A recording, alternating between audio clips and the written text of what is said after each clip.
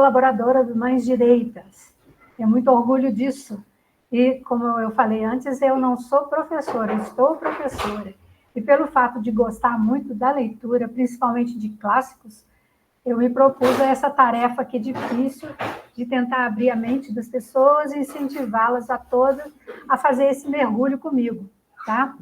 Eu quero dizer que as minhas fontes são o Guilherme Freire, eu faço vários cursos com ele, ele é professor de filosofia, eu acho que vocês já conhecem, não é?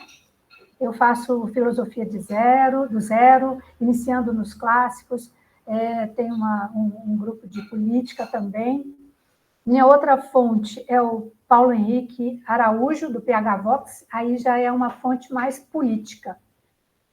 Ele fala mais de política exterior, mas, como ele mesmo diz, geopolítica não é linear. O que acontece lá fora é o que está repercutindo aqui também. Então, ele é uma fonte que eu confio muito, e muitas vezes eu uso informação deles para transmitir para vocês. Vocês vão perceber que eu não fico muito somente nos clássicos. Eu vou falar de umas coisas aqui que não tem nada a ver, mas, no final das contas, a coisa vai se encaixar.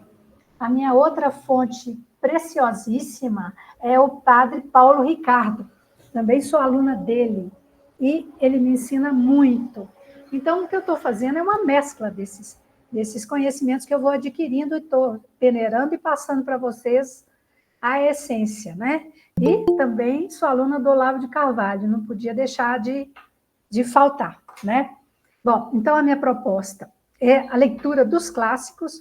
Eu sigo mais ou menos a indicação do Guilherme Freire, de vez em quando a gente sai um pouquinho da lista dele, porque existe uma lógica, um cronograma que você parte do mais simples até conseguir ler uma Ilíada, por exemplo, que é o que eu quero que aconteça aqui nesse grupo, tá? Eu tenho certeza absoluta que ninguém vai se arrepender disso, tá bom? Então, a minha vida inteira eu fui passando de religião em religião, eu acho que isso é um detalhe importante. A maior parte da minha vida, desde que eu entrei na faculdade, eu me tornei budista. Eu já pedi muito perdão a Deus por causa disso. A minha conversão começou há uns 6 anos atrás, e, na verdade, ela se fixou há 2 anos. Mas aí eu mergulhei nos estudos, e esses clássicos têm muito a ver com essa conversão. Vocês vão entender por quê ao longo dessa live. Bom, então eu vou pegar aqui os livros. A pilha de livros que a gente já leu. O meu fone caindo aqui.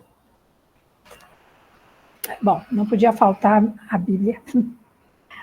Mas vou começar aqui.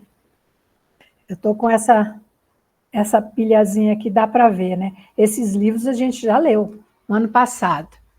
Então, eu vou começar aqui, que é o livro que eu recomendo, que tem que ser o primeiro da série. Não está espelhado, né? Mas é A Vida Intelectual de Sertilanges. Eu não sei como que eu faço para inverter, mas dá para ler aqui, A Vida Intelectual de Sertilanges. Esse livro até não foi o primeiro que a gente leu, não. Acho que foi o segundo, se não me engano. Mas eu acho que é o ponto de partida para todas.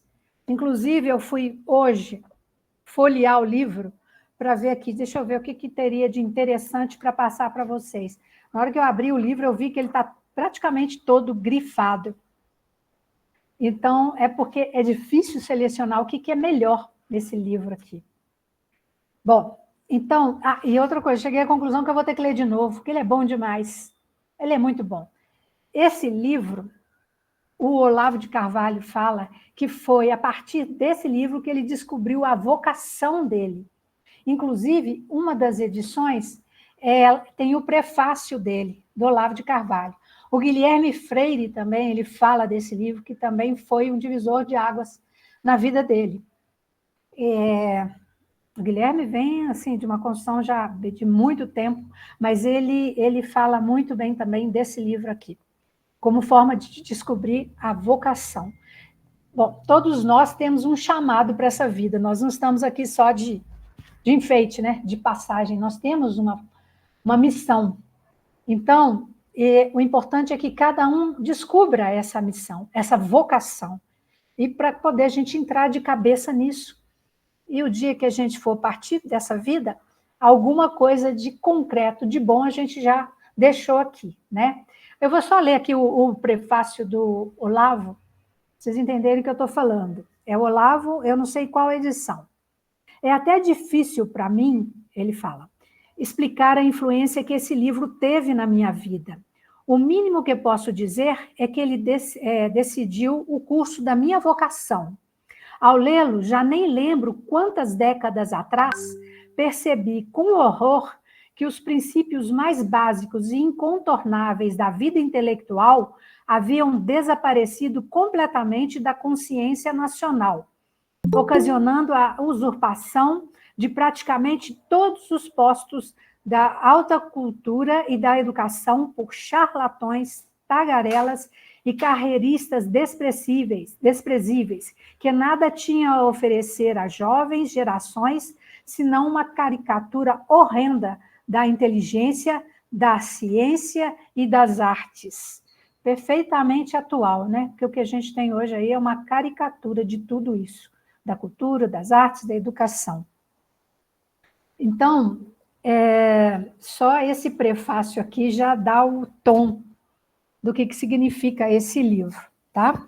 Eu fiz mais ou menos aqui um esboço, eu escrevi aqui, para eu ver se eu não deixo passar nada que seja realmente importante, tá bom? Bom, então, por que o clássico? Por que o estudo dos clássicos? Primeiro, porque eles são atemporais. Isso aí todo mundo concorda, né? Um clássico, ele tem seu valor sempre, eternizado. Tanto que a gente leu aqui livro do Chesterton, né?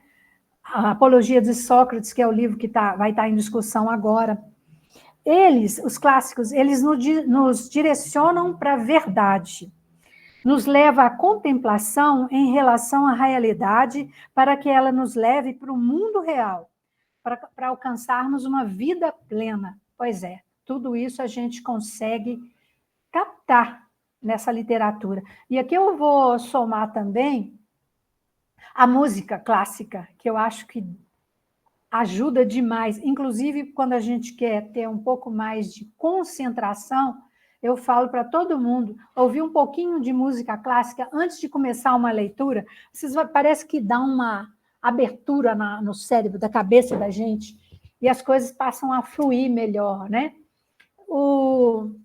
E essa leitura, eu recomendo a todas que ela seja diária, que a gente selecione um período do dia para fazer essa leitura, mas que ela seja constante, porque isso cria um hábito, né?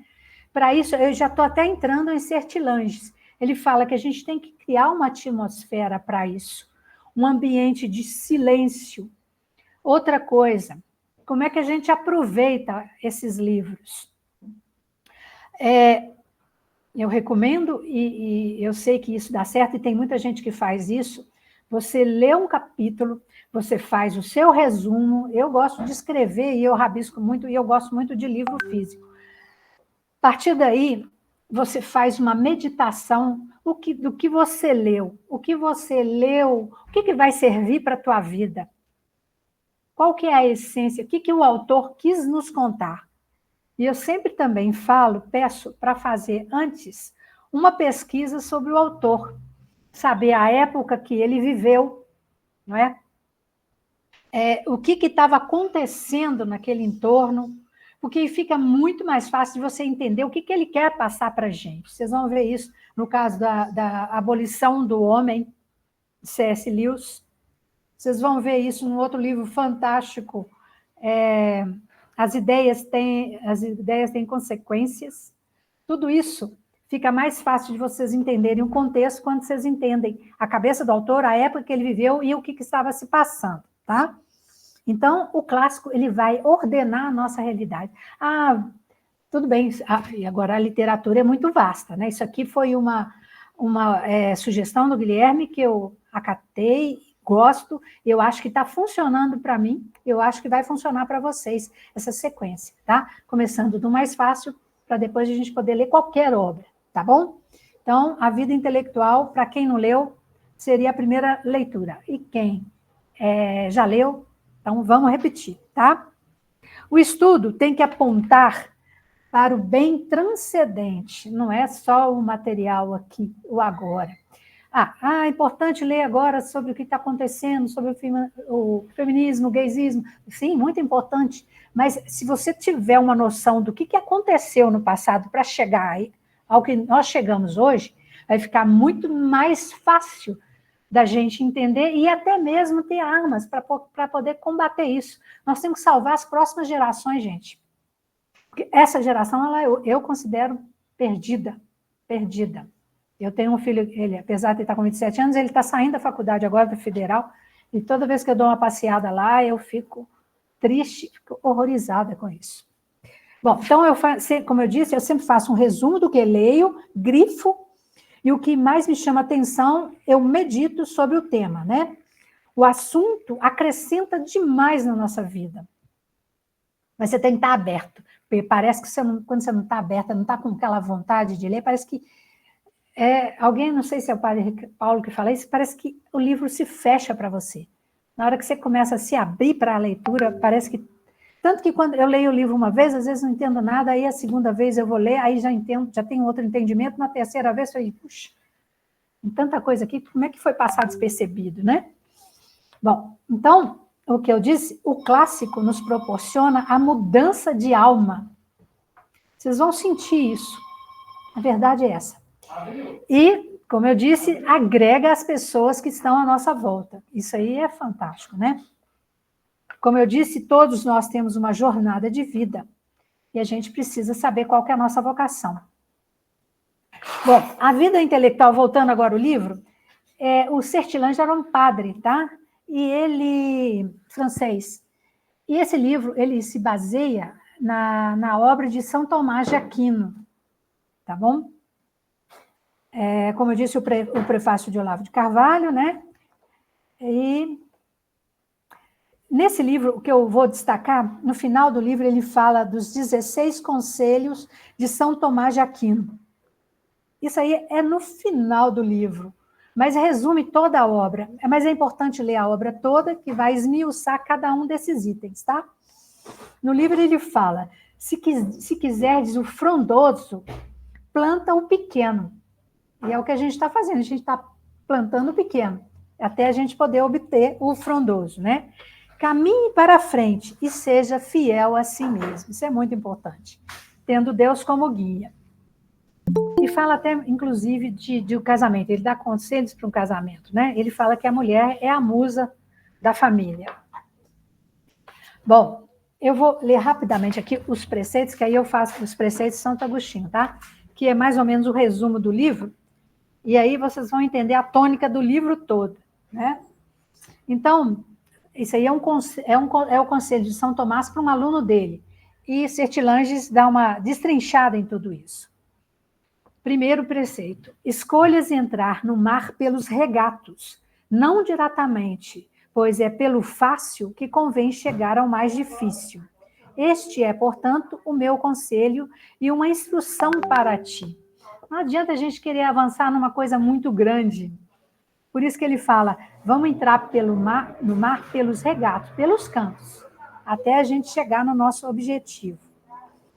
Quero que sejas lento para falar e lento para dirigir-se ao parlatório. Se vocês têm, assim, uma missão de convencer as pessoas, de passar a verdade, ele fala, lento para falar e lento para dirigir ao parlatório, tá? Agitação, às vezes, a gente acaba quebrando a cara, né? Guarda a pureza da consciência. Gente, já está mais do que provado que, por exemplo, a pornografia, ela é altamente nociva para o cérebro. Existe uma queda no QI muito grande daquelas pessoas que consomem pornografia constantemente, né? E por isso que ele fala, guarda a pureza da consciência. Esse negócio da pornografia, isso é científico, tá? Não é nem o Sertillanges, nem o São Tomás que está falando isso. Nunca deixes de dedicar-te à oração. Isso é fantástico. Acho que eu estou falando aqui que todos são cristãs, né? Todas são cristãs, né? Espero que sim. Se não for, eu vou chamar todas a conversão.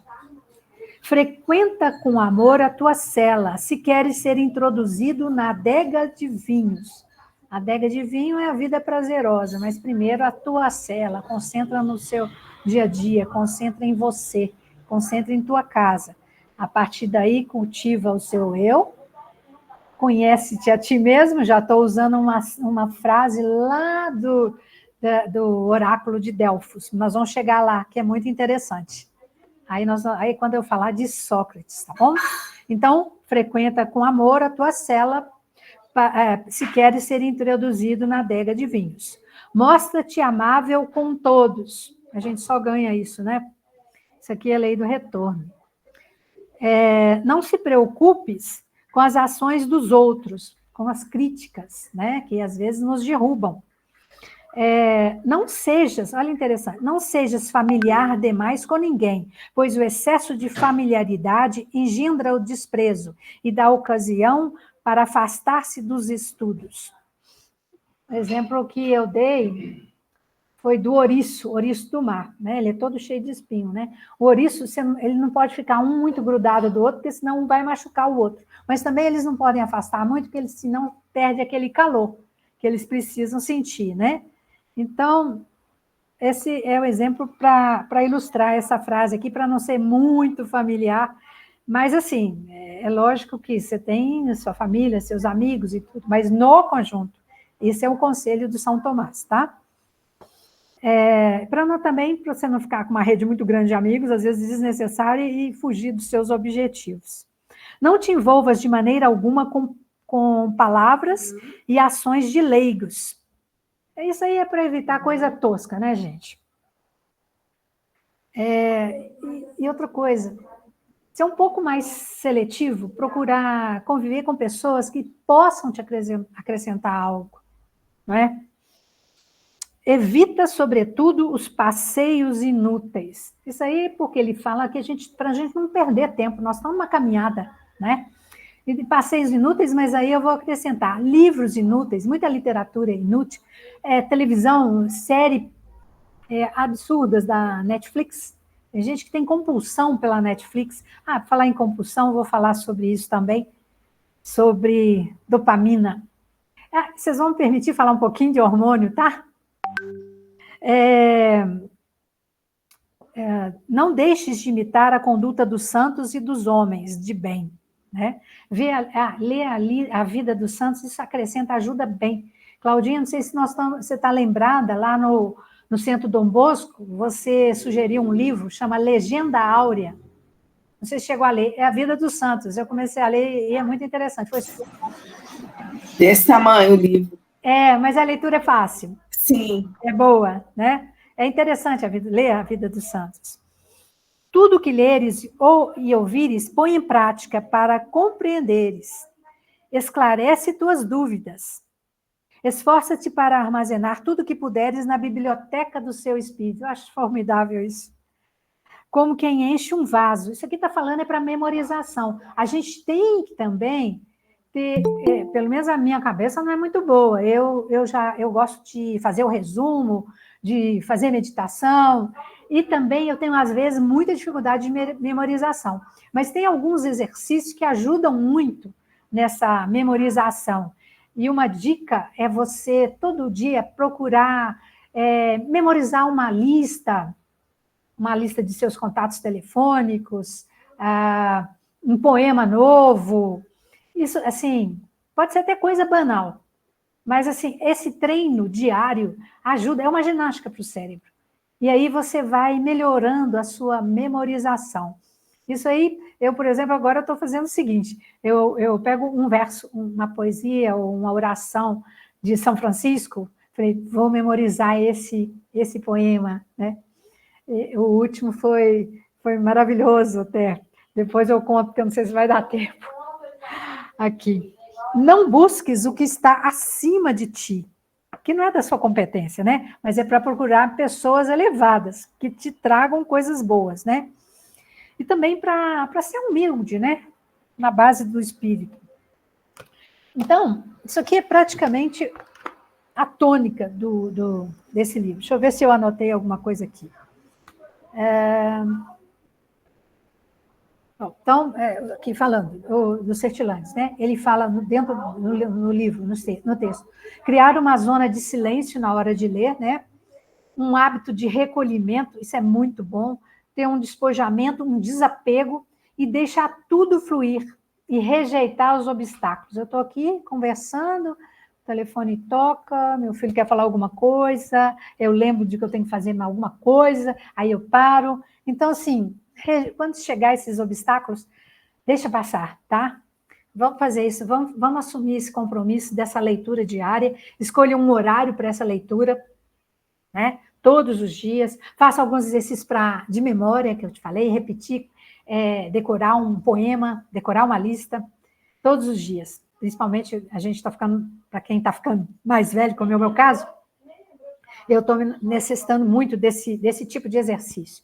E é muito bom, principalmente quando eu estou decorando um poema de São Tomás, de São Francisco também, nossa, é muito bom. Seguindo aqui, então, espero que vocês tenham entendido a importância desse livro aqui. Vou passar aqui para o segundo, qual que foi? As ideias têm consequências. As ideias têm consequências. Richard Rivers. Só a capa aqui já é a resenha. Deixa eu ver se dá para ver aí. Só a capa já é a resenha do livro. Olha para você ver. É um cego guiando outros cegos. Isso aqui já é bem significativo, né? É o que está acontecendo aí muito, né? Bom, o Richard, ele era historiador, intelectual de formação socialista. Na adolescência dele, bom, quem é que já não foi socialista, né, na adolescência? Ele era socialista de carteirinha, inclusive ele doava dinheiro na Espanha, para um grupo comunista, para fazer uma revolução, para você ver. E à medida que ele foi crescendo e estudando, ele foi entendendo a besteira que ele estava se metendo. Então, ele deu uma girada de 180 mesmo, né? Com estudo, com a cabeça aberta, né? Esse livro foi escrito em 1948, a Segunda Guerra foi de 40 a 45. Então, ele escreveu esse livro em 48, foi pós-guerra. E ele, nessa época, ele já percebia o declínio da sociedade, a dissolução do Ocidente. Ou seja, na verdade, o Ocidente estava se autodestruindo, e ele percebeu isso. E ele diz, o homem é livre, e que as consequências que agora estamos sofrendo hoje, são produtos não da necessidade biológica, mas das escolhas tolas.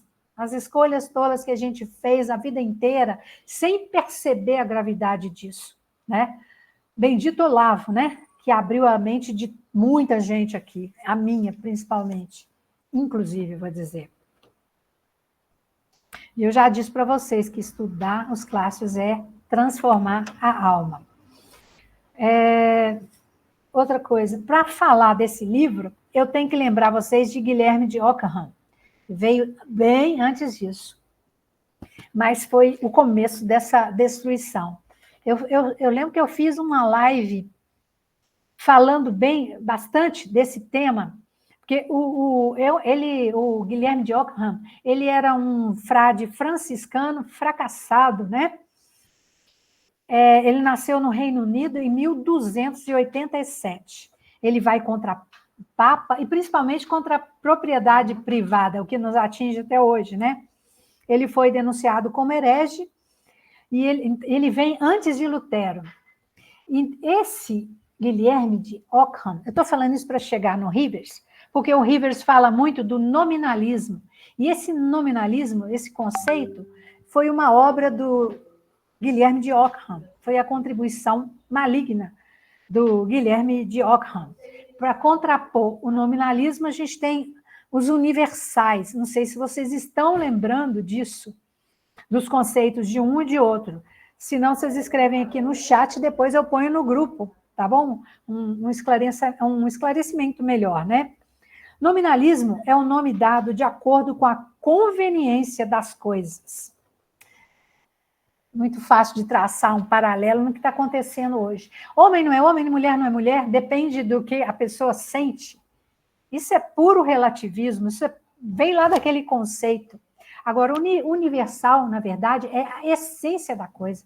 O homem tem sua essência, mas para o nominalismo, o homem é só uma denominação. Não existe uma essência. E aí, hoje em dia, tudo é relativo, vem do nominalismo. E isso foi implantado aos poucos, pela imprensa, pelas músicas, pela cultura em geral, que a gente foi engolindo, não é? Só um minutinho aqui.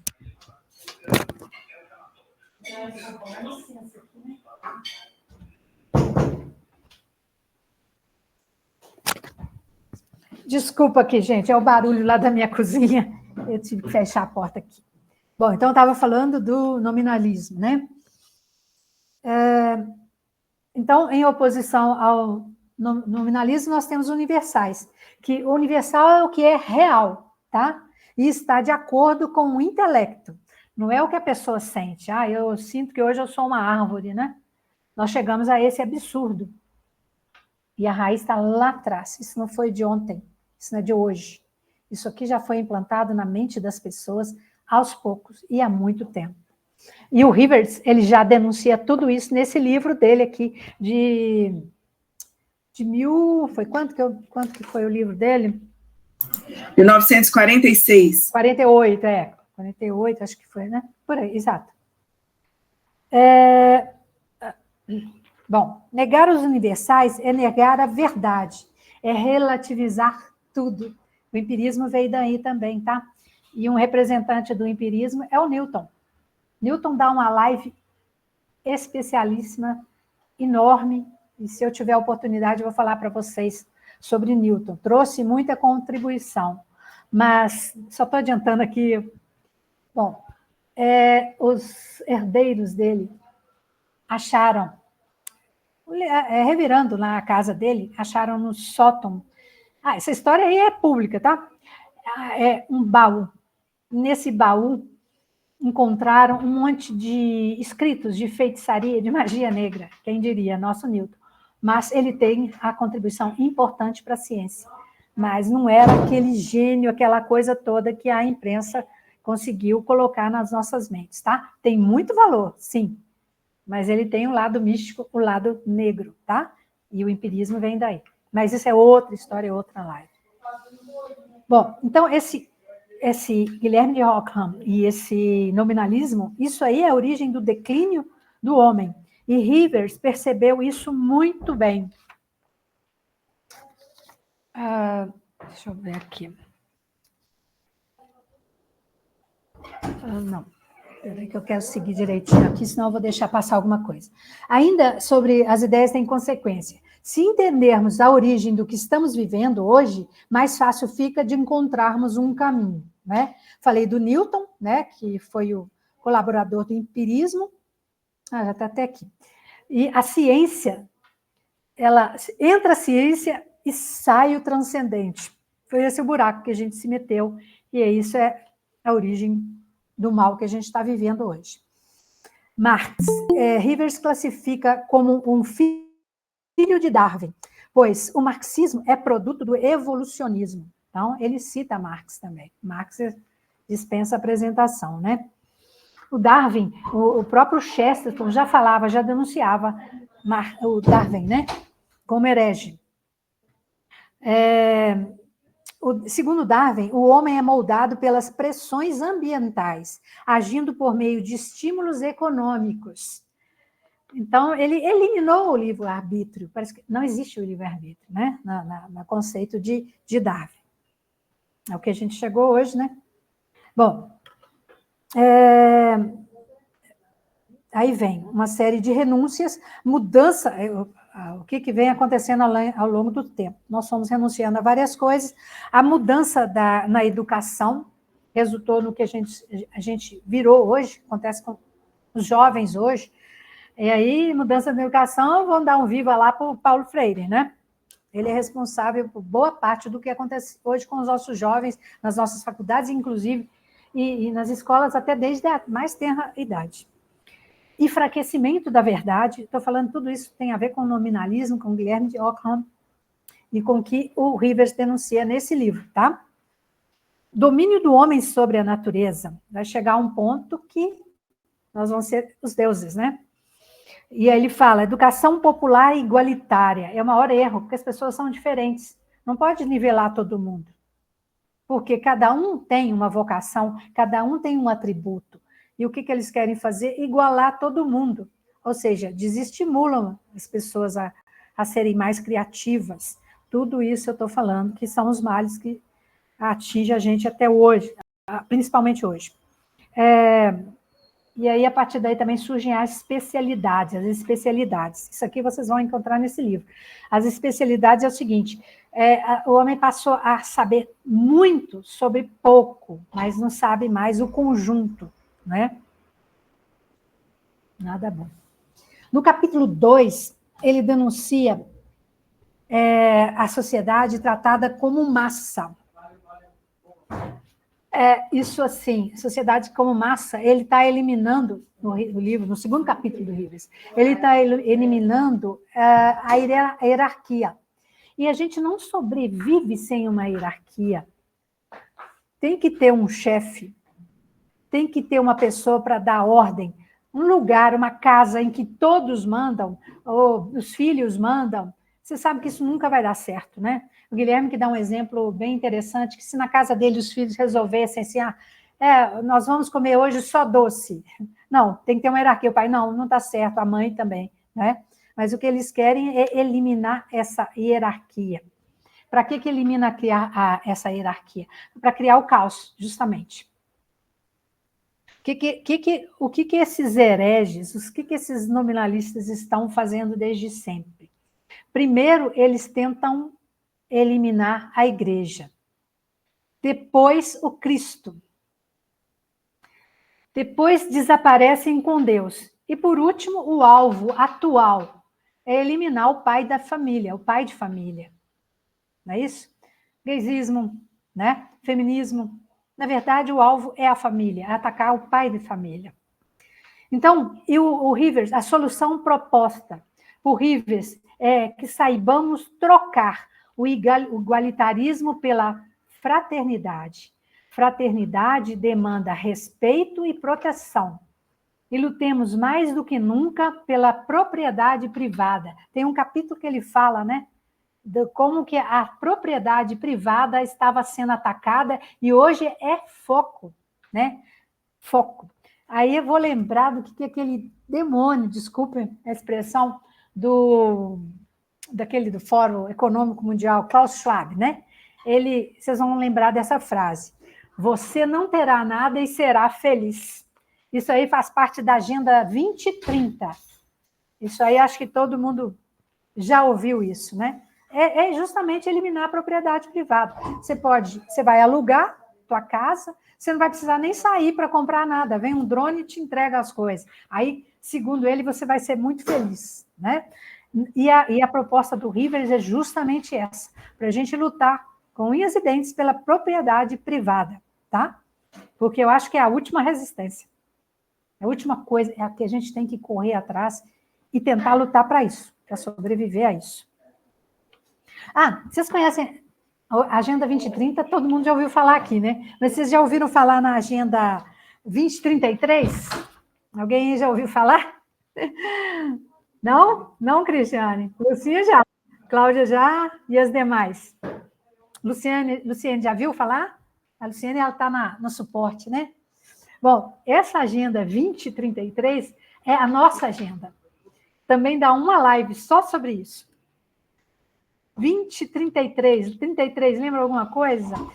Seria comemorar os 2000 anos de Cristo, tá? Essa agenda essa Agenda 2033 vai contrapor a Agenda 2030. E quem vai fazer isso somos nós, tá bom? Vale muito a pena conhecer o padre Federico Hinton. É um missionário A missão dele é na África, principalmente em Malawi. Tem um filme dele maravilhoso, Malawi, a última fronteira. Malawi, a última fronteira. Gente, imperdível, tá? E esse padre, Federico mesmo, ele que criou esse conceito da Agenda 2033. Nós vamos fazer uma oposição à Agenda 2030. Depois, se quiserem, eu explico melhor para quem não sabe, tá bom? Foi aquele padre que veio aqui? Foi. A gente conheceu lá no fórum, né? Cristo Rei, no Rio de Janeiro, e a Claudinha e a Lúcia tiveram a brilhante ideia de trazê-los aqui para Belo Horizonte, e ele participou do seminário Guardiões, né, Claudinha? É isso? E aí depois ele acabou baixando lá na casa da Lúcia, né? A Lúcia que recebeu muito bem, né? E ele trouxe muitos ensinamentos e muitas mudanças, né, Lucinha? Como? Tá bom. Ele deu uma palestra também lá na igreja, né? Santa Rita. Essa palestra eu perdi, sabe? Depois a Claudinha pode falar mais sobre ela. Eu não pude participar, mas ele é simplesmente fantástico. Ele é um missionário que ele fala que ele está disposto a morrer por Cristo, porque onde ele frequenta é só ambiente hostil. Ele conseguiu chegar no Tibete, no Tibete, o que eu estou acrescentando aqui? Tem uma, como é que eu digo, uma seita budista maligna, que cultua o demônio. Ele conseguiu chegar até nessa tribo, né? Não é toda a seita, porque budismo são vários ramos, tá? Eu mesmo já participei de 2 deles, do Zen budismo e do budismo de Nichiren, também, depois posso contar alguma coisa disso. Mas esse aí foi no Himalaia, é uma área proibidíssima, e ele conseguiu acesso. Mas a maior parte dele, da missão dele é na África, nesses lugares, assim, inimagináveis, né? Bom, já falei do Newton, né, que foi um grande colaborador do empirismo, isso tudo é denunciado no livro do Rivers, né? Falei do Marx, né, que classifica como filho do Marx. Acho que aqui eu já passei tudo. Aqui eu já passei. Então, vamos seguir aqui o próximo livro. Então, depois das ideias da vida intelectual, eu sugiro esse aqui. Muito, muito, muito bom. Aí o próximo, eu acho que foi... acho que eu vou fazer um parêntese aqui antes desse livro aqui, tá? Vou falar um pouquinho de hormônios, tá bom? Não tem nada a ver muito com o clássico, não, mas acaba tendo. É o seguinte, o que eu falei com vocês, principalmente baseado nos preceitos de São Tomás de Aquino, eu falei da meditação, de praticar o bem, da caridade. Tudo isso está nesse livro aqui da Sertilange, sabe? E essa questão, inclusive eu falei da fraternidade, né? E essa questão da fraternidade, da caridade, de apreciar o belo, de ouvir uma música clássica, uma música de qualidade, de ler um livro clássico, tudo isso faz liberar no nosso organismo um hormônio que chama oxitocina. Vocês devem conhecer. Oxitocina é um hormônio, vou dizer, é um hormônio do amor. Por exemplo, na hora do parto, esse hormônio ele é liberado na corrente sanguínea e ele começa todo aquele mecanismo de indução no nascimento da criança. Uma coisa que eu experimento muito... na questão da amamentação também. Essa oxitocina, ela é liberada no sangue e ela provoca a saída do leite materno para amamentar os filhos. E eu experimento muito essa oxitocina, eu tenho certeza que vocês também já sentiram isso. Quando eu dou uma esmola, eu dou um prato de sopa, isso eu faço toda quarta-feira, hoje foi uma sessão. O prazer que a gente sente é uma coisa tão grandiosa e é indescritível, mas provavelmente todos vocês já experimentaram essa sensação, ou no parto, ou na amamentação, ou quando faz uma caridade, ou quando ouve uma música que te sensibiliza, ou quando lê um livro que te engrandece, automaticamente no sangue é jogado, o sangue cai no sangue esse hormônio que é a oxitocina, o hormônio do amor. Por isso que eu estou falando, por que a gente tem que ter essa vida contemplativa, por que a gente tem que procurar o belo? É esse que é o hormônio da nossa vida, é isso que a gente tem que buscar. E aí, vamos lá, qual que é o outro? Aí não é bem hormônio, é neurotransmissor. Eu vou falar da dopamina e da serotonina, tá? Dopamina é um neurotransmissor. Vamos supor, você está deprimido. Você está deprimido, sem objetivo na vida, por isso que o Sertilange fala que a gente tem que ter uma meta, a gente tem que descobrir a vocação e seguir, né? A gente tem que seguir um caminho, um chamado. Cada um tem o seu chamado. Mas o que a gente mais vê, eu particularmente, são pessoas deprimidas. E aí, como que se resolve hoje em dia esses problemas de depressão? Através de, vamos assistir, maratonar série, eu vejo pornografia, compulsão alimentar. Isso aqui é alguns exemplos, vocês devem ter outros vários aí. E aí o que acontece? Aumenta a dopamina, o neurotransmissor, lança aquilo na corrente sanguínea e você começa a ter a sensação de prazer. Essa serotonina, a dopamina é um neurotransmissor e você procura um estímulo para sair da depressão, para sair desse vazio existencial, e aí teu organismo faz todo esse mecanismo, libera essa dopamina e você obtém o que a oxitocina te daria de forma espontânea, natural, você fica sujeita a essa dopamina. Aí você vai ao êxtase. Você tem uma sensação muito boa de prazer. Mas aí o que acontece? É uma forma artificial, não é uma forma natural. Você, assim, atacar um pote de doce, você tem aquele prazer momentâneo, né? Mas acontece que esse prazer, ele cresce, só que depois ele decresce.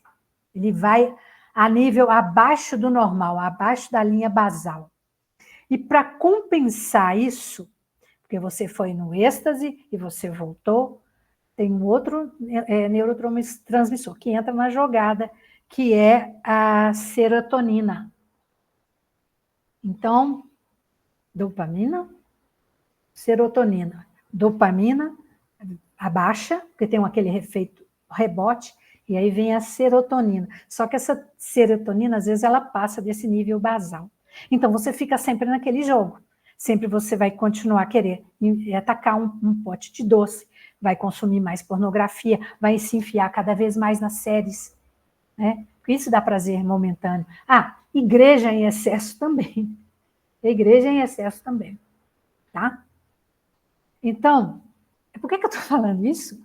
É porque eu quis falar, na verdade, era só da oxitocina, porque é isso que a gente tem que procurar, porque é um hormônio natural. Então, eu estou falando desses clássicos, eles promovem essa oxitocina, que é o hormônio do bem, certo? E o que está acontecendo? Hoje todo mundo tem TDAH, né? Todo mundo tem depressão. E aí, o que os médicos estão fazendo? Bom, para dar uma melhorada nisso, vamos então para os fármacos. Aí o que é? Ritalina, tudo ok.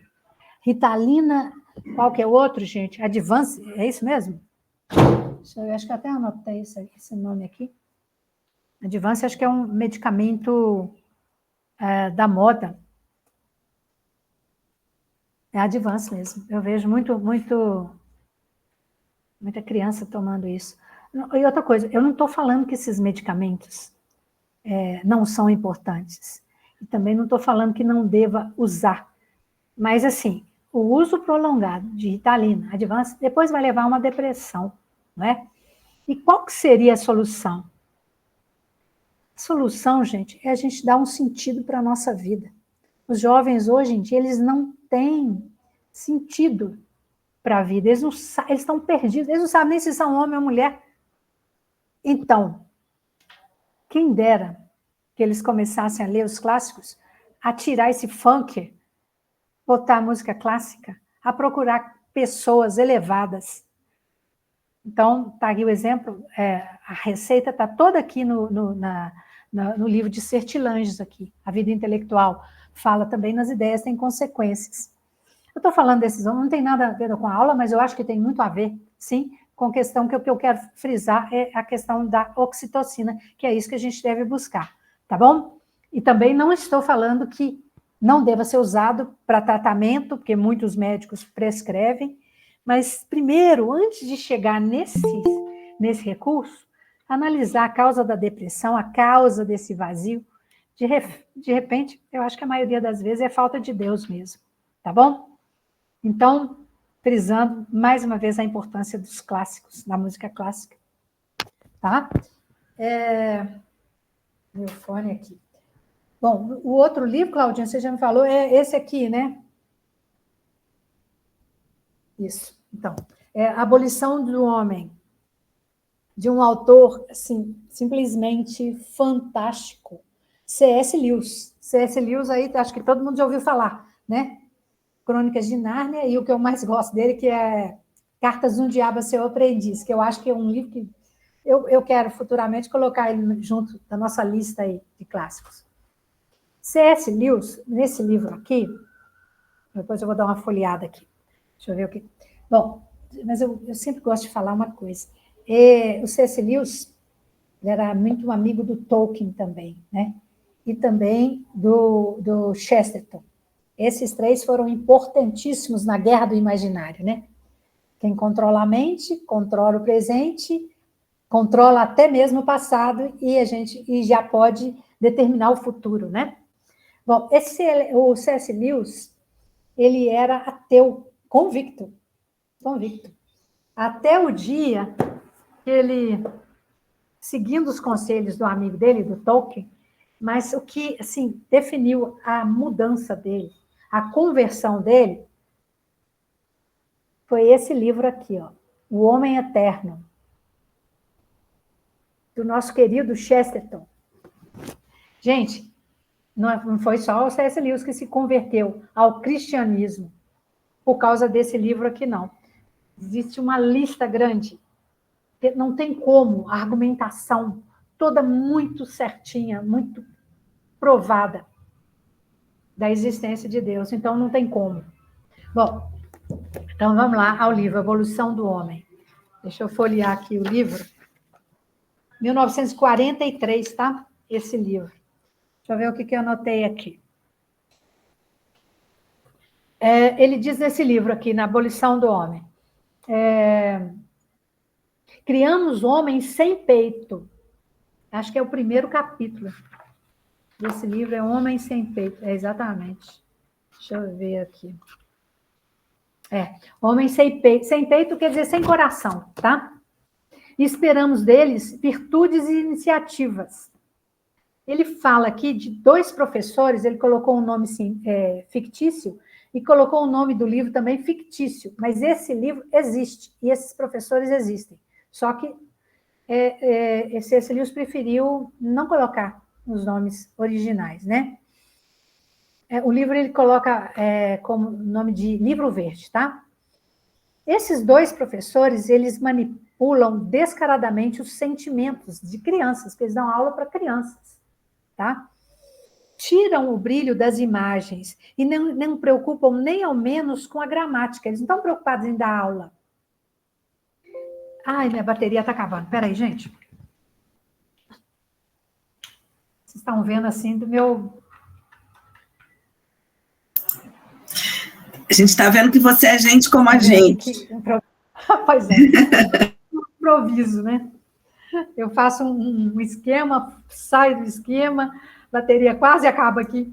Bom, então, esses 2 professores denunciados por C.S. Lewis, ele fala que esse livro, inclusive, estava na biblioteca dele, eles começam a mudar a imaginação das crianças, a tirar os valores, sabe, das crianças a tornarem crianças sem peito, adultos sem peito, sem coração. E não é exatamente o que os professores fazem hoje com as nossas crianças? Por isso que eu já estou muito a favor do homeschooling, viu? Porque é só doutrinação. E isso, esse livro aqui é de 1943. A importância dele. Está aqui tudo isso. Falando de tudo isso. Deixa eu ver mais. Então, eles manipulam descaradamente os sentimentos, tiram o brilho das imagens e não se preocupam nem ao menos com a gramática, que eu já falei. O que eles querem?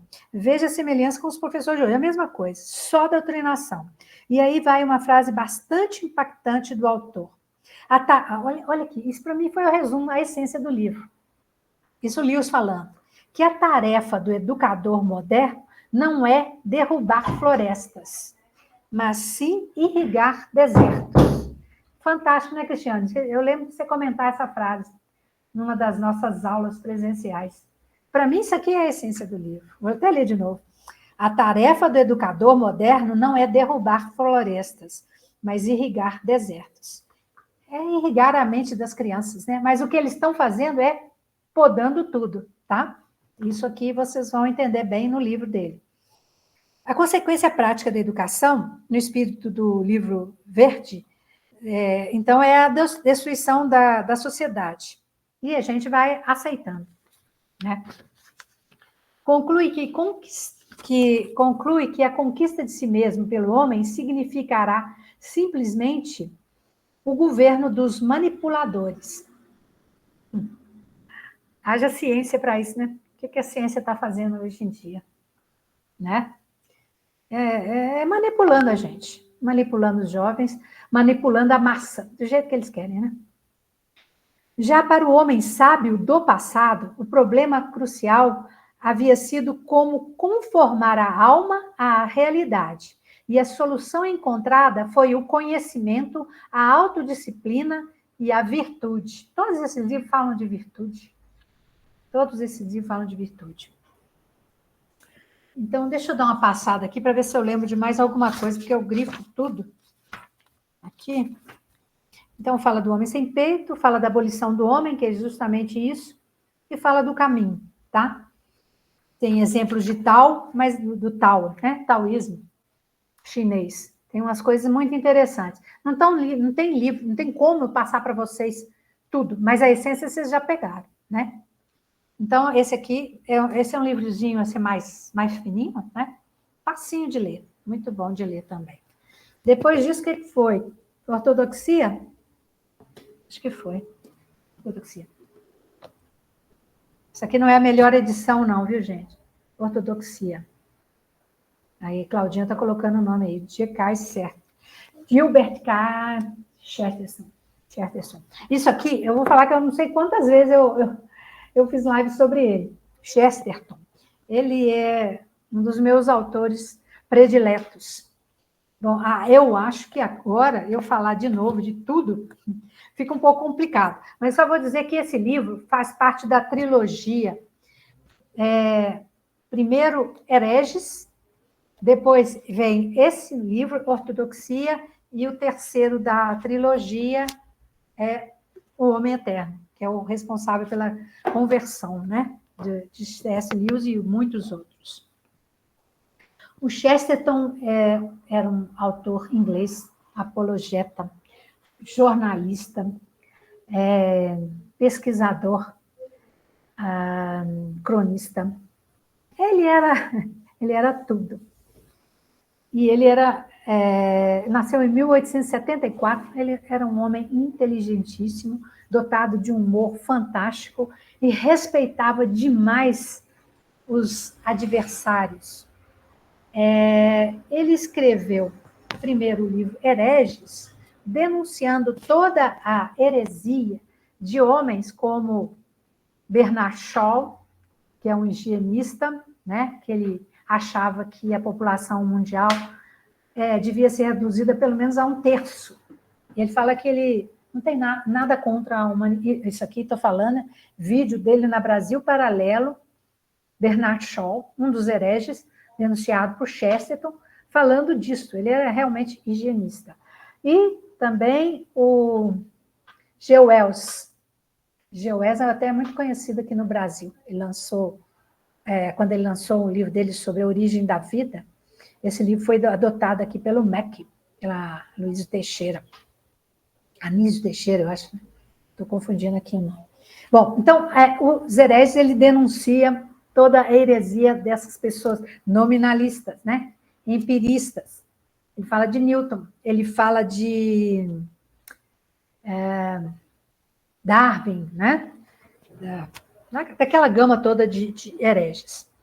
E aí, quando ele escreveu esses hereges, denunciando todos esses fatos que estavam corrompendo a nossa sociedade aos poucos,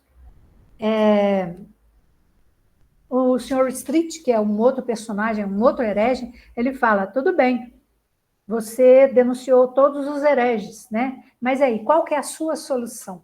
E o Chesterton era o tipo do autor da pessoa que toda vez que ele era provocado, ele escrevia um livro como resposta.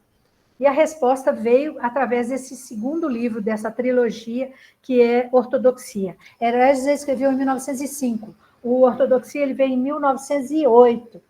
E esse outro livro que eu falei para vocês aí, do Homem Eterno, a primeira edição é de 1925.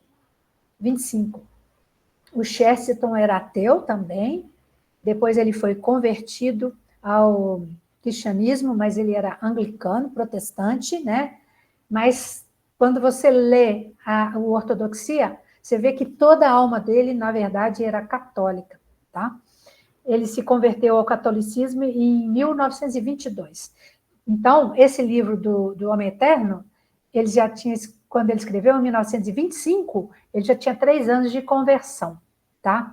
Então, deixa eu ver aqui a ortodoxia, basicamente. O primeiro capítulo, ele fala de um viajante que sai da sua terra num iate, prepara toda essa viagem, e ele faz um longo percurso até que ele queria encontrar uma terra nova.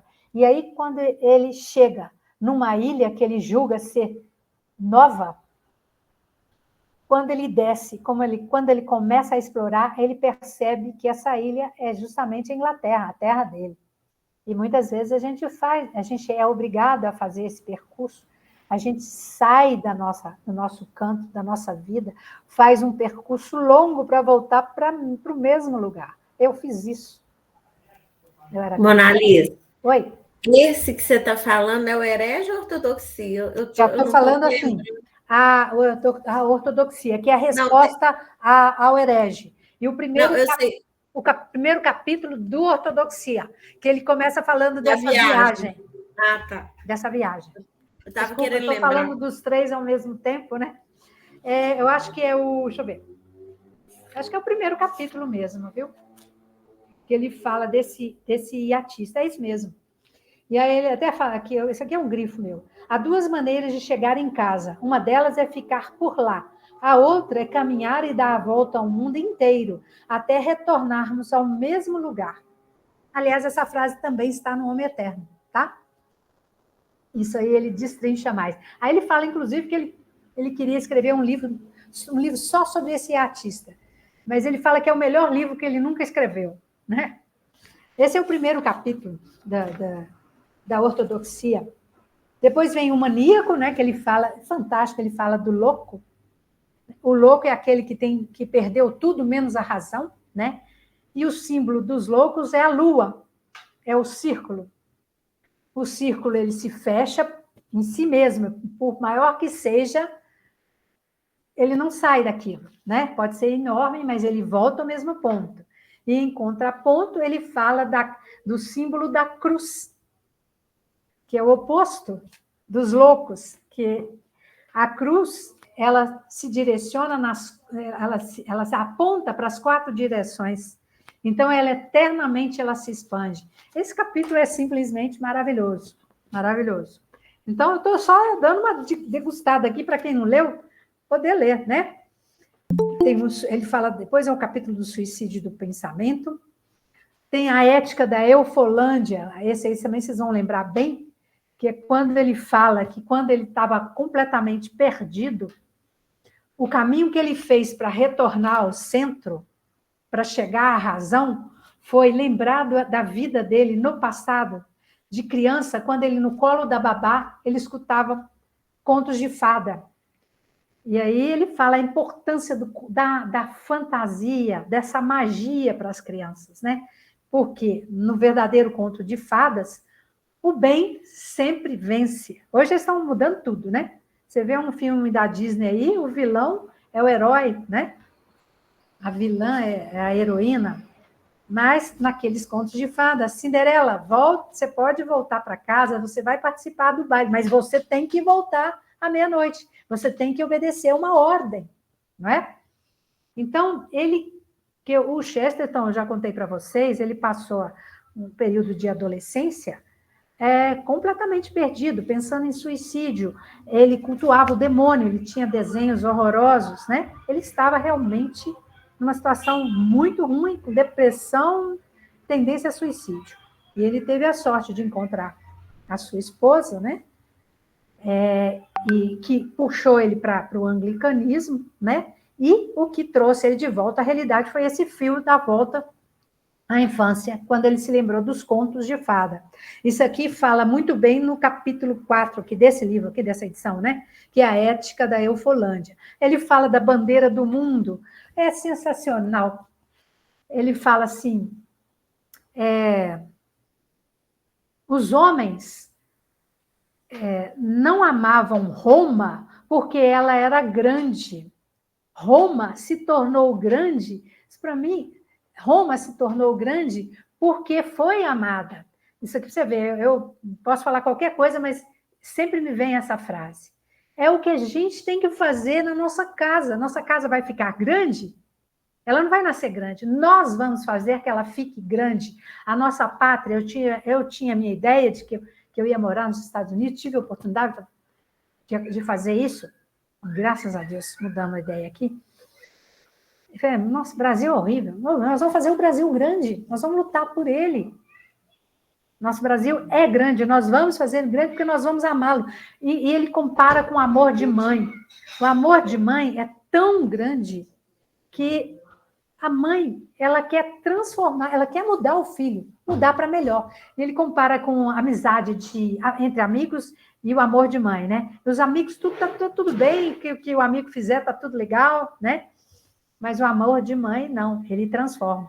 Então, essa bandeira do mundo, na verdade, fala desse amor. Amor à pátria, amor à nossa casa, amor aos nossos filhos. É esse amor que vai torná-los grandes, né? Mas, no ponto que a gente está, isso tem que ser uma coisa muito grande, né? Esse é o que ele fala na bandeira do mundo. Depois ele fala dos... Estou continuando, então, no ortodoxia, tá, gente? Ele fala dos paradoxos do cristianismo. O cristianismo é atacado porque ele é luxuoso na figura dos papas, dos cardeais, daquela vestimenta, das igrejas, ao mesmo tempo é tosco. Aí ele fala dos trapistas, né? Dos monges trapistas. Ele é covarde e é heróico, como é o cristianismo. Covarde, ele dá um exemplo assim de... o cristianismo é atacado pelos hereges por causa das cruzadas, por exemplo, da matança e tudo, mas ele não vê a parte boa das cruzadas. E herói porque as mesmas cruzadas, na verdade, eles defendiam os cristãos que queriam fazer aquela peregrinação para Jerusalém, não é? Nessa época que era tomada pelos turcos, pelos muçulmanos.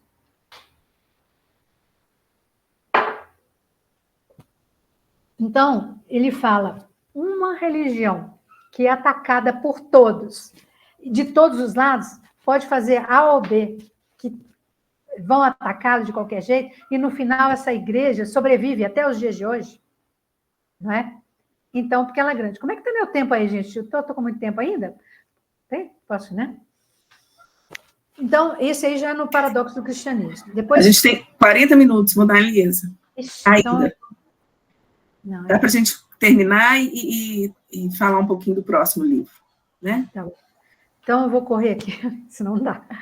Aí, paradoxo do cristianismo, a eterna revolução, o romance da ortodoxia e a autoridade. Bom, aí é seguir isso. Mas a essência acho que vocês já pegaram, né? Principalmente quem já leu, também. Esses livros todos são livros para ler também depois. Novamente. Bom, então, na verdade, esse livro, então, é uma resposta aos hereges, né? No caso, na figura do senhor Street. E aí ele fala, só que eu esqueci que isso aqui é muito importante, ele fala que nesse livro ele tentou escrever uma heresia só dele. Quando ele terminou de escrever esse livro, ele falou, gente, mas isso aqui que eu escrevi, já existe. Essa é a doutrina católica. Essa é a doutrina cristã. Mas ele percebe isso quando ele vai escrevendo.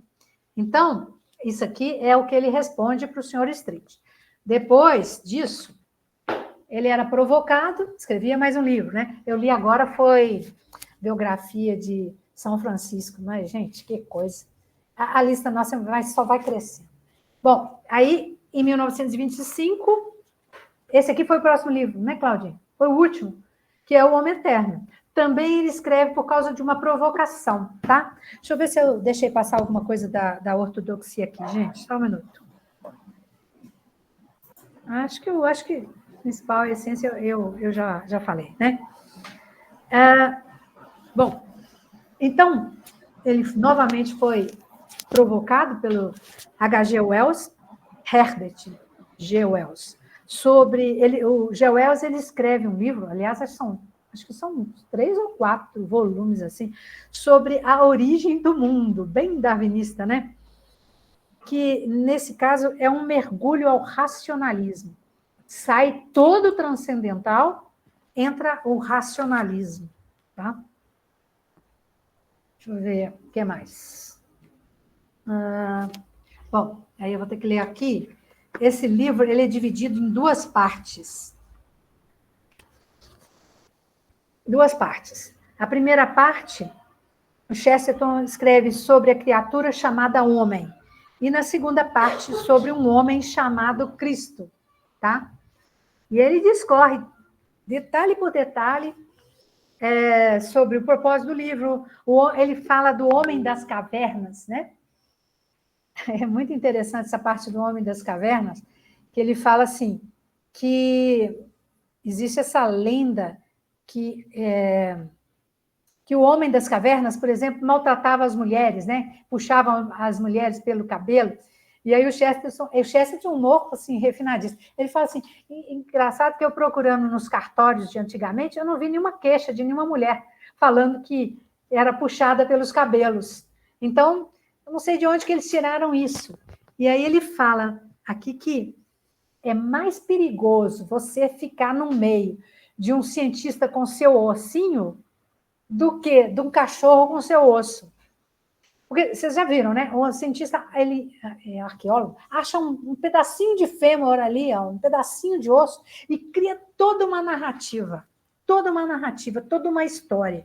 Mas, assim, sem comprovação nenhuma, né? Então, esse livro do Wells, ele sugere que o homem é só mais um animal. Como existe um macaco, como existe cão, girafa, seja lá o que for, o homem é apenas mais um animal. E o Chesterton, ele detona isso. Abriu muito a minha mente, é verdade. Então, ele detona isso, né? Ele fala de mitologia, dos demônios e os filósofos. Isso na primeira parte. A segunda parte, sobre o homem chamado Cristo. Eu estou falando para vocês a essência, né? Porque, segundo Wells, Cristo é só mais um homem. Primeiro ele fala, o H.G. Wells, que o homem é apenas mais um animal, né? Ele compara o homem a animais. Mas o Chesterton mesmo ele fala que o homem tem sentimento, o homem tem um sentimento de vergonha, ele fica vermelho, né? Ele consegue programar a vida, programar o futuro. Vocês já viram algum macaco ficar envergonhado? Ou programar, ou pensar, imaginar o que ele vai fazer amanhã, né? Então, o Chesterton, ele derruba um por um, todos esses argumentos de Wells. Aí, quando chega na segunda parte, que é sobre o homem chamado Cristo, G. Wells quer provar que Cristo é apenas mais um homem. E não é, né? Homem é perfeitamente homem, perfeitamente Deus. Ele nunca pode ser igual a um homem. Não existe nenhum outro homem assim. E aí, ele, na primeira parte, ele fala que o homem veio das cavernas. E, nessa segunda parte, ele fala que Deus, Jesus Cristo, também veio de uma caverna, de uma manjedoura. Ele nasceu numa manjedoura, né? Dessa vez, o céu desceu até nós. E aí, ele vem falando novamente que a fé, a Igreja Católica, ela morreu, pelo menos, isso até a época dele, de 1925, a Igreja Católica, ela morreu pelo menos 5 vezes na história. E aí ele conta cada vez que a história, que a Igreja Católica foi destruída, morreu. Só que aí, para mim, é a essência desse capítulo, quando ele fala que, apesar dessas 5 mortes, a Igreja Católica sempre ressuscita, porque Cristo sabia muito bem o caminho para fora da sepultura. Então, ele está falando de quando Cristo ressuscitou. Então, como Cristo sabe esse caminho para fora da sepultura, a Igreja Católica também sabe disso. E ela vai renascer sempre. A prova é que nós estamos em 2024 e o catolicismo continua vivo. E o que acontece com as outras religiões? Elas se subdividiram, né? Você vê o protestantismo, né? Lutero criou a religião dele. O Henrique VIII criou o anglicanismo, simplesmente porque ele queria dissolver o casamento dele para casar com a amante, a Ana Bolena, não é? Então, como aí aquele filme que eu recomendo todas as vezes, do Thomas More, O Homem que Não Vendeu Sua Alma, trata desse tema, dessa dissolução, desse cisma da Igreja Católica, O Homem que Não Vendeu Sua Alma. Esse livro, ele entra e sai no catálogo da Brasil Paralelo. É simplesmente fantástico, tá? E o que eu estou dizendo é o seguinte, a Igreja Católica ela sobrevive. Elas estão tentando implodi-la, né? Destruí-la por dentro. É a teologia da libertação, né? Eu sei que a Igreja Católica tem muitas falhas, né?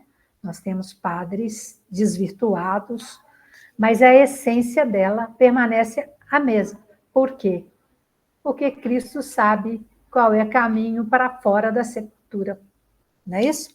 Então, basicamente, esse livro fala disso. Já é um livro mais denso, para mim a leitura foi um pouco mais difícil, porque tem que voltar muitas vezes na história. Então, eu li esse livro 2 vezes, e mais ainda tenho muito que aprender desse livro. Então, ainda vou passar para uma terceira leitura, 4ª, seja lá o que for. Deixa eu ver aqui. Sócrates, agora vamos entrar em Sócrates. Bom, acho que deu para dar uma ideia de todos. Deu sim, Mona Lisa. Eu acho que as meninas que não participaram dessas leituras conosco, elas puderam ter uma noção que são livros profundos e que vão muito... O clássico nunca esteve tão atual, né? Assim, através dos clássicos, a gente se vê hoje completamente. Então, quem acha que estudar os clássicos, deixar de ver notícia hoje, não vai entender o que está acontecendo? Pelo contrário, vai trazer ali fundamento para a gente enfrentar a situação atual. Né? Então, a importância dos clássicos nunca foi tão grande. Agora, nós temos que achar... Agora nós vamos partir para um novo livro, né? E a proposta é que a gente consiga manter as nossas reuniões físicas aqui em Belo Horizonte, mas que sejam reuniões que possam ser gravadas para a gente possibilitar que as meninas do Brasil inteiro consigam assistir a posteriori. A princípio, não será online, mas a gente tem que avaliar isso ainda. Mas, enfim, seria bom, então, Mona Lisa, você falar desse próximo, a sua sugestão de livro, Tá. E essa é novidade para todo mundo, né? Isso. Normalmente, toda vez que a gente sugere um livro, eu faço uma live antes, introduzindo o autor, né? E introduzindo o tema do livro. E é isso que eu vou fazer aqui com esse livro, que é esse aqui, ó. Escreve aí para mim, Claudinha. Apologia de Sócrates. É um livro que foi escrito por Platão, tá? Então, essa aqui é a minha próxima sugestão, só que é um livro bem fininho, leitura muito fácil, mas tem que entender por que ele foi escrito, qual o propósito desse livro e qual o contexto que ele foi escrito. E é isso que eu quero fazer aqui agora, para poder justamente estimular vocês a leitura e facilitar também o entendimento, tá? Então, o Sócrates foi um dos maiores filósofos, né? Ele foi influenciado por outros filósofos, que a gente chama de filósofos pré-socráticos. Um deles é o Pitágoras, tá? Bom, esse livro, o Sócrates, ele era um filósofo, ele nasceu por volta de 470 antes de Cristo. O período dele é 470 a 399 antes de Cristo, tá? E o Sócrates, ele nunca escreveu nada. Não sei se ele não sabia escrever ou se o negócio dele é realmente a conversa. Isso eu acho muito interessante, que não tem nada igual a presença, né? Você conversar tete a tete. Bom, como ele não escreveu nada, e ele tinha muitos discípulos, um dos mais famosos, o Platão, e foi Platão que escreveu sobre a morte de Sócrates. Isso aqui é a defesa de Sócrates, que ele foi condenado à morte, vocês vão ver aqui, e aqui o Sócrates debatendo com a sua banca de jurados, seria assim, bem estilo, nem vou falar, estilo de hoje, tá? Aqueles julgamentos, assim, bem imparciais. Né? Como pode estar gravado, então vocês entendem o que eu estou querendo dizer, aonde que eu quero chegar, tá? Então, tem o Xenofontes também, tem muita coisa interessante. Xenofontes também foi outro aluno de Sócrates, escreveu muito sobre ele, tá? Mais do que provado que ele realmente existiu, apesar de não ter nada escrito por ele particularmente, tá bom? Mas a República, por exemplo, nós já tivemos uma aula aqui da República, de Platão. Um dos personagens da República era o Sócrates. Toda a obra do Platão, acho que, lógico que eu não li tudo, mas praticamente toda a obra que eu saiba, tem um personagem que é justamente Sócrates, o tanto que ele foi impactante na vida de Platão e dos outros alunos, né? Ele morreu, que eu estou lendo o meu compilado aqui, ele morreu pela filosofia. Qual que foi a acusação? Que ele foi a júri, né? Acusado de corromper a juventude, mas, na verdade, ele trabalhava as virtudes dos mais jovens. Eu nem vou, acho que eu não vou nem seguir aqui, não, porque tem tanta coisa para falar com eles, eu vou deixar isso aqui de lado. Depois eu volto a ver se eu não pulei nada, porque é tão interessante a história dele. O Sócrates, ele não tinha uma escola, Platão tinha escola, Aristóteles tinha também uma escola, eles tinham uma escola. Platão, aluno de Sócrates, Aristóteles, aluno de Platão, tá? E Aristóteles é a evolução de Sócrates e Platão. Isso aí é fácil de entender. Então, o Sócrates, o que ele fazia? Ele se reunia nas praças e começava a falar sobre virtudes, sobre a busca do bem, sobre um Deus único. Lembrar que naquela época Atenas era politeísta, né? Existiam vários deuses. Interessante assim, cada deus tinha uma virtude. Por isso precisava de outro deus para cobrir a virtude que o outro não tinha. Só que Sócrates foi percebendo que tinha alguma coisa errada nisso, que devia existir um Deus único, um Deus supremo, que não precisava suprir virtude de um ou de outro. Esse era o completo. Isso, e dele originava todas as coisas. Mas a briga toda de Sócrates nessa época é porque ele dava essas palestras por amor à filosofia, à verdade. E ele não cobrava nada por essas palestras, ele praticamente vivia de doações, né? Ele tinha muitos alunos ricos, Critton era um deles. Esse Critton, inclusive, ele queria chegou a financiar algumas coisas, alguns estudos para o Sócrates, tá? Mas ele ofereciam para ele uma propriedade, uma fazenda, que falava, uma propriedade rural, uma casa. Ele falou, não, eu não preciso disso. Inclusive, a mulher dele ficava meio entristecida, né? Porque passavam por situações que não precisavam passar. Mas isso aí era da moral dele, da ética dele. Então, nessa mesma época, existia a escola dos sofistas. O que são os sofistas? São pessoas que eram pagas para falar o que quem pagou tinha determinado, né? E eles, os sofistas, se baseavam na retórica. O que ganhava era a retórica, era a forma com que eles desenrolavam a defesa deles, né? E o Sócrates não tinha isso, não tinha essa coisa de relativismo. O Sócrates a verdade é essa e não existe outra. E com isso, os jovens daquela época, falaram, poxa, o cara incentiva a atividade física, porque ele falava, não é só a mente forte, tinha que ter um corpo forte também.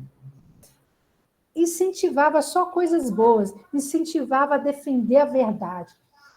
Em contraponto, os sofistas, que falavam que era mais oportuno para eles, o sofista de ontem são os jornalistas de hoje, né? A mídia tradicional de hoje, né?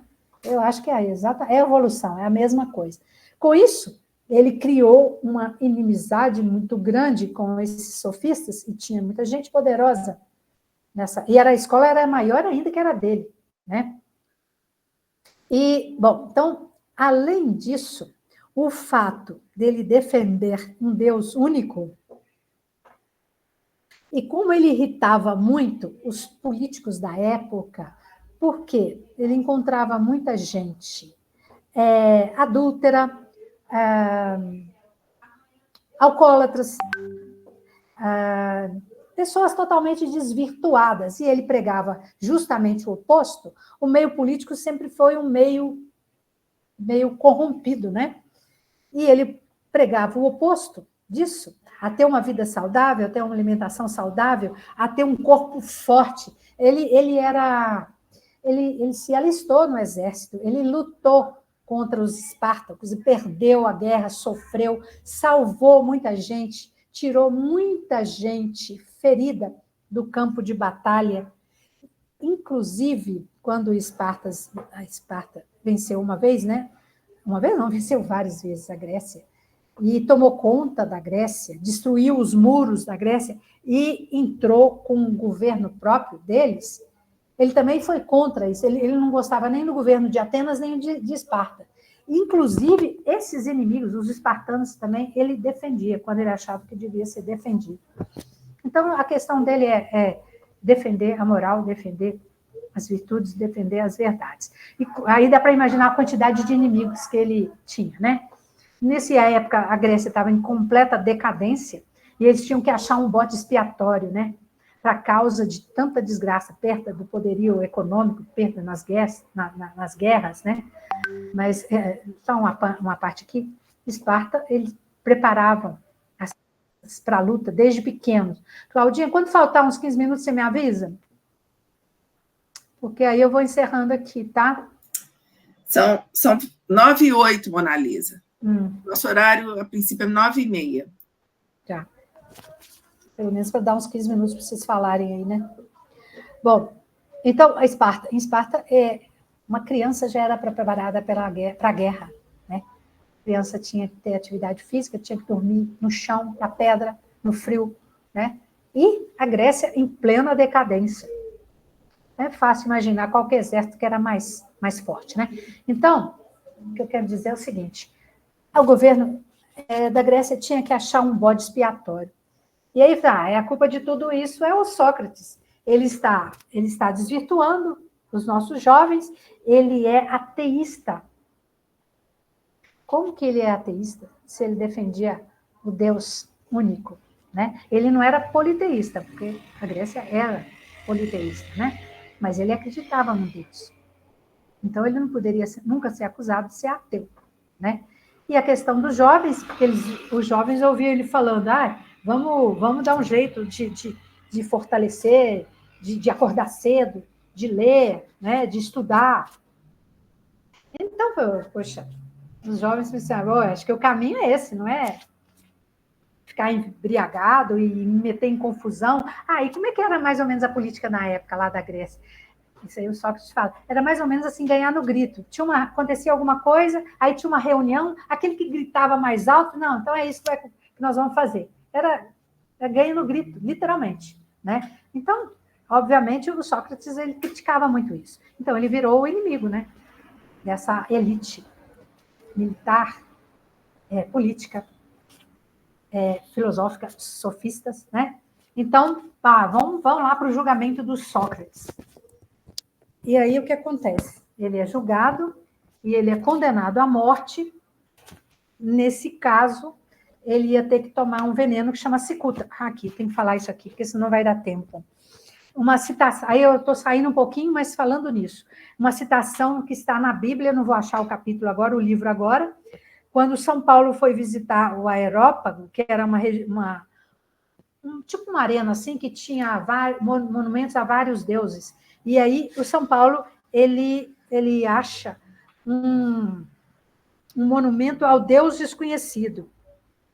E São Paulo fala, esse Deus desconhecido, que vós honrais, não o conhecendo, é o que eu vos anuncio. Na verdade, ele já era Cristo, né?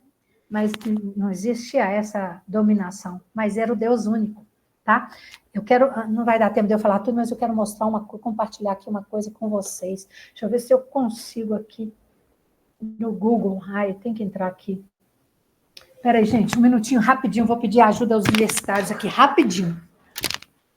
Xande. E, Andréia, prazer ter você aqui. Ju, Bel, que chegou depois um pouquinho também.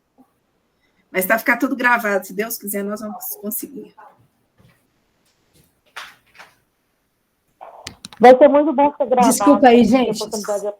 Já inclusive, lendo a história de Sócrates, é muito legal. O mouse. Eu achei muito bonito na história de Sócrates, aquela parte do final, quando ele está prestes a morrer, e ele estava aprendendo uma área, né, que acho que é alguma coisa de flauta, e perguntaram para ele, mas por que ele também aprendeu antes de morrer? É muito bacana esse pedaço da história dele. Aprender antes de morrer. Ô, gente, vocês estão vendo aí esse quadro aqui? Alô? Vocês estão me ouvindo? Sim, estamos vendo. Sim. Então, aqui é o seguinte, gente. Isso aqui é um quadro. Eu estou querendo saber só quando que ele foi pintado. Foi pintado por um francês, Louis David. Acho que é Jacques-Louis David. É o seguinte, já eu vou largar meus escritos aqui e vou falar para vocês o que eu estou vendo aqui. Então, Louis David, um francês, 1700 e alguma coisa. Depois eu passo para vocês. 1787, eu vou colocar aqui. Que bom. Então, olha o que acontece. Essa pintura está em Nova York, tá? Retrata a morte de Sócrates. E isso foi baseado num livro do Platão, tá? Então, olha bem o que nós vamos ver aqui. Aqui o Sócrates, você consegue ver a imagem bem, né? Aqui a taça de cicuta, ele foi condenado a tomar essa cicuta, é um veneno que vai paralisando desde as pernas até chegar no coração e a pessoa morre, vai paralisando, tá? Esse aqui, ele foi designado, né, a dar esse veneno aqui para o Sócrates, mas você vê que a figura dele, ele não está muito satisfeito com isso, não. Dá para perceber aí, né? Bom, o que mais que a gente vê nesse quadro aqui? O incenso, olha aqui, um porta-incenso aqui, ó. Isso aqui remete aos céus, à transcendência, esse símbolo aqui, esse simbolismo aqui, desse incenso. Aqui embaixo a gente vê umas correntes, olha. O Sócrates, ele se libertou dessas correntes, isso aqui é físico, da prisão física. E para onde ele aponta? Para o alto, para o céu. Então, ele está se libertando da prisão física para se juntar ao transcendente, porque ele acreditava que a alma era imortal, já naquela época. Então, aqui a gente tem os discípulos, os alunos, esse provavelmente é o Críton, que está, olha aqui, segurando ele aqui. O Críton tentou persuadir o Sócrates a fugir da prisão. Abriu as portas e o Sócrates falou, eu não vou fazer isso, primeiro que eu não estou errado no que eu disse, na minha argumentação, e eu não vou dar esse exemplo de covardia. E você vê que o Críton até segura a perna dele. Aqui, ó. Outra coisa, o que foi retratado aqui, na verdade tinham 18, mas nessa figura particularmente tem 12. Esse 12 tem alguma coisa a ver com, talvez, com os 12 apóstolos. Bom, quando ele estava para morrer, para beber essa taça de cicuta, obviamente as mulheres entraram em desespero. Essa aqui é a mulher dele. E quando ela começou a chorar, ele falou assim, poxa, você não acredita no que eu estou falando? Que a minha alma é a eterna, que eu estou indo para um lugar melhor? Então, ele pede para que ela saia. E aqui, ó, aparece ela saindo e parece que ela está dando um tchauzinho aqui, tá vendo? Então, parece que aqui ela já está com semblante, ela já está mais... Está consolada, não é isso? Aqui, ó, o que está representado, na verdade, é o Platão mais velho, mais sábio. E provavelmente essa figura aqui é o Platão aluno, e ele também está desesperado. Esse quadro retrata muito bem o que a gente vai ver aqui, nesse livro, na Apologia aqui, de Sócrates. Bom, eu vou tentar sair dessa telinha aqui, deixa eu ver se eu consigo. Um detalhe aqui que eu não contei, o Sócrates, ele tinha 2 mulheres, tá? Tinha a oficial, estou tentando lembrar o nome dela aqui. Eu até tinha feito essa anotação aqui. E tinha uma outra, uma segunda. Poxa, mas ele fala de moral e tinha 2 mulheres? É o seguinte, naquela época, como os homens iam muito... Eu nunca vi o povo gostar tanto de guerra como a Grécia e Esparta. Então, Esparta, morria muitos homens, que são os homens que iam para a guerra, né? Então, era uma obrigação ter mais de uma mulher, era uma imposição do governo para repovoar, né? Repovoar a cidade, a civilização. Então, ele tinha uma mulher que era oficial, e a outra que era com esse intuito, tá bom? Então, basicamente, isso aqui é a cela dele, e aqui toda a história da morte dele, contada por Platão em um dos seus livros. Agora, deixa eu ver se vocês estão me ouvindo ainda? Alô? Nossa, até aqui. Ouvindo, tudo certinho.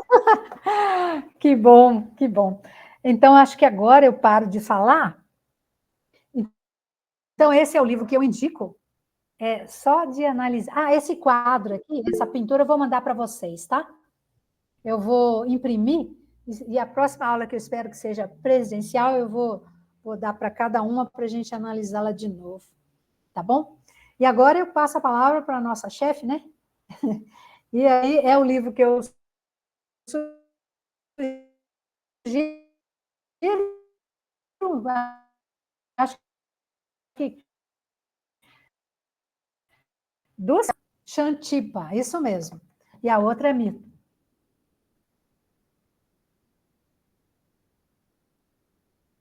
Xantipa era oficial. Aqui está falando que Xantipa teve antes 3 filhos: Lamprocles, Sofronisco e Menestino. E Amirto deu a ele 2 filhos. Isso aí, isso mesmo. Sofronisco e Mexendo de novo. Tá? É isso. Uma era oficial, era que ele amava, que realmente foi escolha, e a outra foi uma imposição. É porque às vezes eles falam assim, ele não é tão assim virtuoso, né? Mas isso você tem que pensar na época. Isso era comum na época. Uhum. Casar mais. Rosângela, parece que levantou a mão, Rosângela. Eu levantei a mão porque eu tinha olhado os nomes das 2 esposas, mas aí você foi mais rapidinha. Tá tudo bem? Jóia. Tá jóia. Meninas, alguém quer fazer alguma observação, alguma pergunta, algum comentário? A hora é agora. A Rosângela levantou a mão de novo. De novo. O comentário, assim, eu fiquei surpresa com a atualidade da situação, né, do discurso dele, da defesa dele. É uma coisa assim, muito sugestiva. Muito sugestiva. Você vê que só se copia, né? Não se cria. E não é de hoje. Exatamente. Por isso a importância da gente estudar, para a gente sofrer menos. Eu acho que, ou sofre mais. Na verdade, eu acho que eu prefiro saber para sofrer menos. Eu acho que a gente prevê um pouquinho, talvez, e a gente descobre qual que é o único caminho. Eu acho que a gente se prepara, né? Porque você agora conhece todos os fatos. A gente sabe que isso desde sempre. Falei de Guilherme. Surpresa não vai ser. E algumas saídas, né? Estudar, tomara. passar isso para a família, para as pessoas mais próximas, ter um cuidado de defesa da propriedade privada. Gente, é a última muralha. É a última bastião. Que mais? Alguém? O que vocês acharam assim das obras? Vocês têm interesse de ler? Como é que a Cris levantou a mão, né, Cris?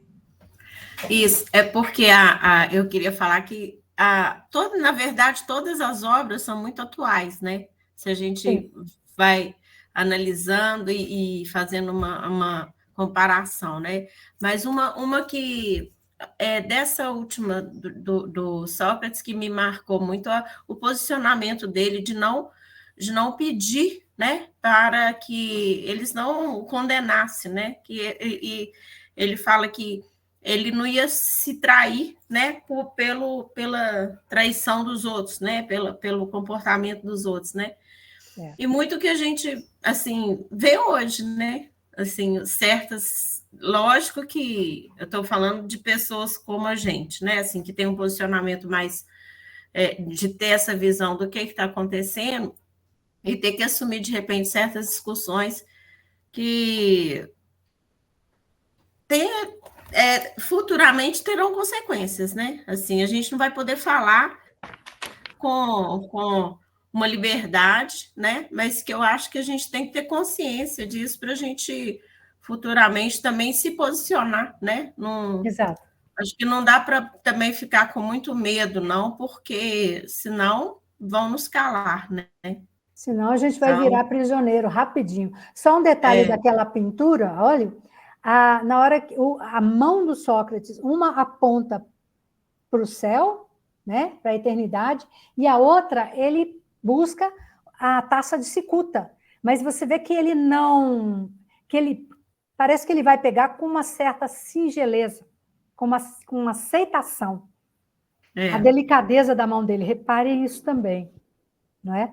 E é o que você falou, se a gente não tiver coragem, se a gente não se sacrificar, acabou. E hoje só completar um pouquinho, hoje que eu coloquei lá no grupo nosso, assim, uma pregação que teve, né, no Frei Gilson, falando justamente isso, que há de chegar o tempo que a gente vai ter que se posicionar pelos princípios e valores de Deus, né, porque as coisas estão se distorcendo tanto que está chegando ao absurdo da gente ter que defender, né, valores mesmo, né, não matarás, não roubarás, né? Então, assim, de aborto, de, né, várias coisas, e que ele falou que são situações que vão pedir para a gente mais coragem mesmo, né? Que o que está por vir é isso, essa consciência e esse posicionamento, né? Então é isso. Mais alguém? E aí a importância da gente ter pares, né? Como nós somos umas das outras aqui, a gente está junto, né? Eu acho que isso aí dá um acalento, dá um caminho, é uma troca importantíssima. Então, que a gente se fortaleça, né, nessa união nossa aí. Eu queria agradecer a oportunidade de ouvir a Que bom que você conseguiu participar, Nancy. Sim, inclusive, assim, eu li a história da filosofia agora nas férias, só que a história da filosofia é um geralzão, né? E esses livros, eles são mais específicos e são muito bons, eu li alguns deles também, mas eu queria mesmo era agradecer a oportunidade de estar aqui, e sempre que eu puder, eu quero estar presente também. Muito obrigada. Obrigada a você. A Nancy que voltou para a faculdade e que enfrenta lá toda essa destruição que a gente vê por aí. Mais alguém, São gente? avalanches, viu, gente? Reze por mim. E por todos que estão lá, que não sei o que pode ser daquelas pessoas, ou de nós todos lá. É uma avalanche de desconstrução. É verdade. Gente, mais alguém, gente? Queria dar só um beijo, boa noite. Acabou que eu consegui. Beatriz, que bom que deu para você participar. Bom demais. Então, tá, jóia. Então, nós vamos marcar um próximo encontro presencial aqui em Belo Horizonte, né? E aí a gente vai tentar se organizar para conseguir gravar isso, ou tentar uma transmissão ao vivo, com gravação, ou só a gravação. Vamos fazer o possível, para que a gente consiga levar nosso Clube do Livro para as meninas que queiram, que não sejam daqui, tá? Então, é isso, gente. Quem não estiver no grupo específico do estudo dos livros clássicos e queira entrar, me avise no pessoal, tá bom? Que a gente inclui. Obrigada a você, Andréia, obrigada, Patrícia, Cassiane. Olha aí a Cassiane falando. Quero te agradecer muito, Mona Lisa, por essa aula. Suas aulas são maravilhosas, enriquecedoras e que nos elevam. Muito obrigada, exatamente isso. No fundo, é isso. Lindo! Tem nenenzinho lindo. Nenenzinho. Mariana! Netinha caçulinha da Lúcia. Caçulinha daqui de Belo Horizonte, aqui, né? Porque ela tem um menorzinho ainda, né, Lucinha? Delícia! Juliana Belga, obrigada a você. Obrigada, meninas. Gente, eu espero ter conseguido passar para vocês um pouco desses livros e despertar a curiosidade e que vocês busquem todos os dias, cada dia mais, e criem esse hábito da leitura. Vocês vão ver o tanto que engrandece, o tanto que glorifica. Ok? Um abraço para vocês, obrigada pela atenção. Desculpe o amadorismo, como eu disse, eu estou professora. Prazer para nós. Nossa, Mona Lisa, você enriquece as nossas vidas mesmo. Sempre muito bom. Boa noite. Eu queria agradecer hoje. Lucinha, que gracinha! Eu quero um. Eu queria agradecer muito a Luciene, que se esforçou demais para conseguir. Ela usou duas plataformas diferentes, não sei o que a Lu aprontou, para conseguir gravar para a gente. E a gente vai subir, então, com essa aula para o canal do Mães Direitas no YouTube, tá bom? É um canal que a gente quer incentivar, quer que mais pessoas comecem a nos seguir, mais uma fonte aí mais um local para a gente informar as pessoas, né? Tá bom? Rosângela levantou a mão. Rosângela, por favor. Oi, eu não estou achando o chat aqui, aí eu resolvi falar mesmo, para agradecer a Claudinha, agradecer demais, Mona Lisa, assim, não só pelas análises, né, dos livros, mas a conversa toda dela, e passa por hormônios e por... Daqui a pouco vai chegar em aminoácidos. Foi muito bom.